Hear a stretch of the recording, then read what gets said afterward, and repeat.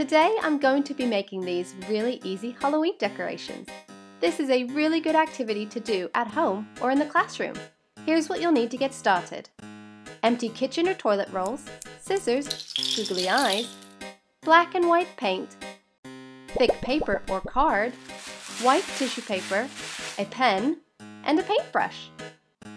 First up, I'm going to paint one of the rolls white for the ghost. This doesn't need to be perfect, as we're going to be covering this with white tissue paper later.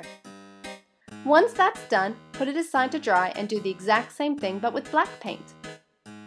It's a good idea to have some tissues around. I managed to paint over my fingers quite a lot. Next, I drew some bat wings and cut them out of thick white paper. If you have black paper or card, this also works, and it's probably better, but I only had white, so I just painted over it in black. It's extra important at this step to put some paper down, because you're probably going to end up getting paint everywhere, as I did. Once that's all dry, it's time to start gluing. Take the bat wings and put a drop of PVA on the back. Stick the wings onto the back and let it set. Next, take the googly eyes and stick them to your bat.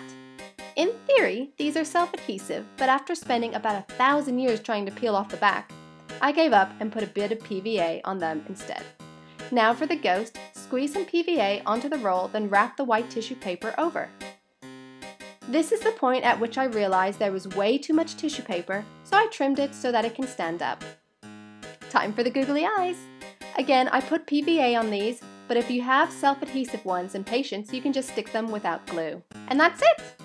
Let us know about your spooky crafts in the comments.